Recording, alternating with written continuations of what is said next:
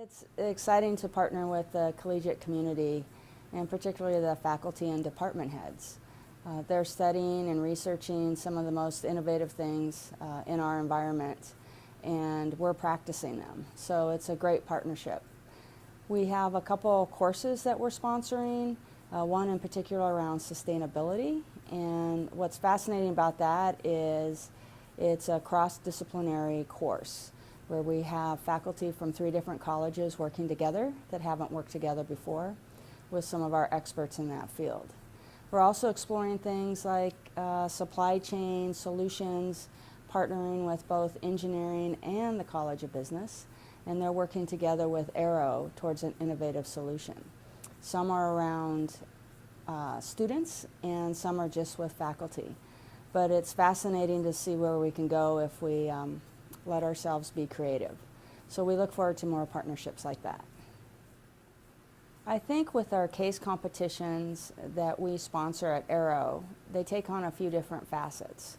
But the purpose of them is really to collaborate with the collegiate community, both students and faculty, along with Aero, to create some solutions that Aero is facing right now, which adds to what the faculty are researching and teaching, as well as helping the students prepare what they're learning to the real-world solutions that we're trying to deal with.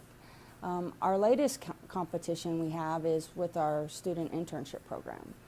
We take a real-world problem that we're dealing with, and teams get together in groups of 10 across North America, cross-disciplinary, and they work on a solution all throughout the summer, and then they present to executive judges.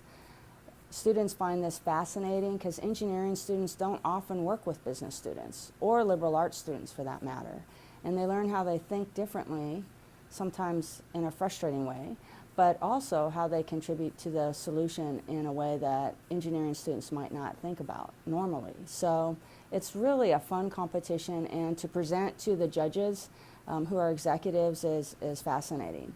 Last year, one of the students developed an app that with your phone you could put it in front of any object and it would say if it recycled, green; if it didn't recycle, it was red. And he got the idea from a television show called Silicon Valley, and the name of the episode was Hot Dog, No Hot Dog. And so where the students get their ideas is amazing, crazy, and a lot of fun. Our internship program started formally about 4 years ago. And this year we are excited to host 200 students throughout North America. It's an exciting program, and for engineering students, what's great about it is they work on projects all over the globe, really. But we bring them together to Denver 2 times a year. So they can meet each other, they can learn, they connect, and they really build an exciting community. The other aspect that we've just started, and we're excited to be adding more universities to our target school list, is we've created hubs out in North America.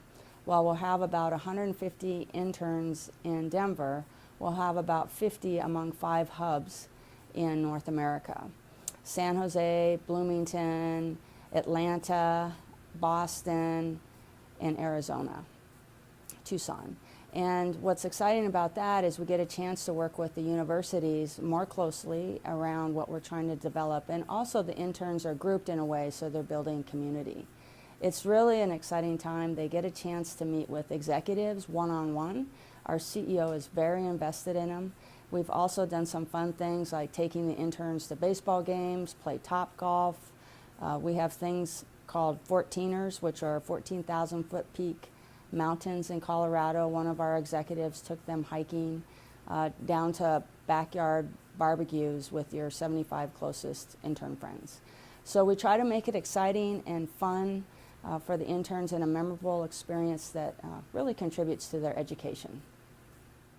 One special circumstance that we have for engineering students that I think you might enjoy is that students who work full-time in our summer internship program have an opportunity to work remotely from their campus during the school year for 15 to 20 hours a week, whatever works for them. So they have a chance to still work with Aero, learn from their education, and not have to be working in a job that doesn't contribute to their major. This is such an exciting time to be a woman, student of color, or some other diverse person, however you identify, because I think we're really starting to recognize the difference and the innovation of how we all contribute, and the unique way we think because of our background, our culture, our circumstances, that really make us a worldwide competitor if we can apply ourselves. There are still some challenges though. So you will probably still be not equal to everybody else that you work with.